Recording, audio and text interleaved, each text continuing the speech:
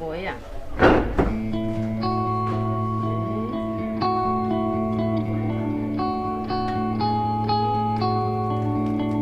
Lilo dust na sleep outside the net, mosquito kakai mem. MC.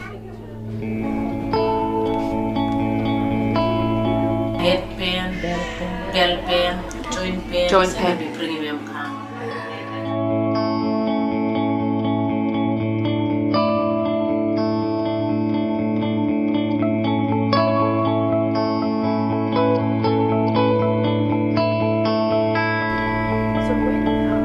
For me, understanding malaria and ways that we can possibly intervene against malaria is sort of all about the people.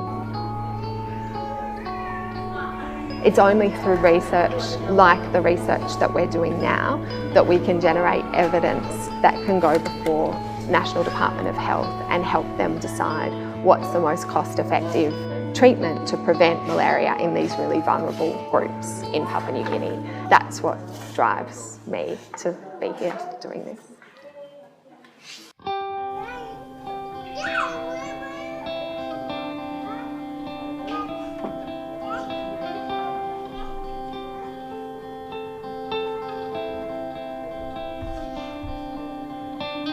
The malaria parasite is such an ancient organism that has evolved together with humans throughout the centuries in different parts of the globe. There has been success in controlling it, but certainly in temperate and tropical countries, malaria finds a way to get around the tools that are being used at the time. One day I'm alright, one day I'm sick. I still am sick and now I'm alright. It's mainly a disease of the young children and pregnant women. Malaria was significantly one of the major causes of lost time. Parents cannot really go to the gardens or do work that will bring income into the family.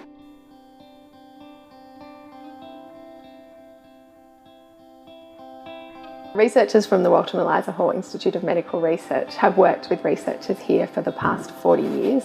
We've been able to show that even though the prevalence of malaria has declined, the number of people that are now infected without showing symptoms is very high. These are people that are living in the community and who we at least think are capable of transmitting the parasite back to the mosquito, who aren't getting treated because they're not sick. We need to try and understand what are the complex factors at play and how is that changing as we put this pressure on malaria.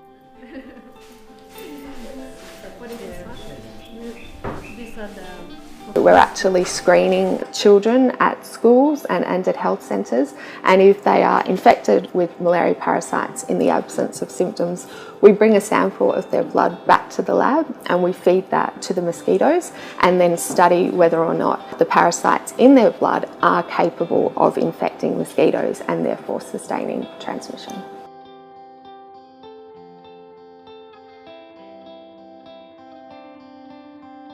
The majority of infections children have are due to relapses, and that's been a really important finding because it shows us that by only looking at the blood stage will not achieve the reductions that we need, because it's this liver stage that's really making a big contribution to infection.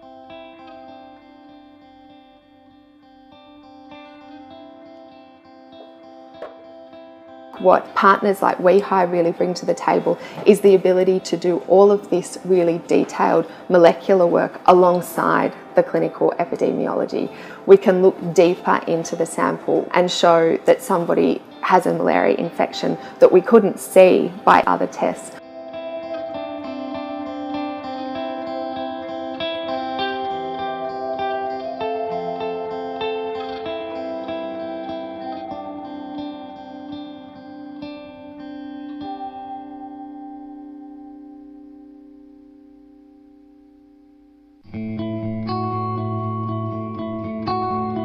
Being here for 6 years has also allowed me to really see how fast something like malaria can change when you do intervene against it, and how absolutely necessary it is to be conducting research alongside public health programs. By the time it bounces back, people may have lost immunity and death rates will be really, really high.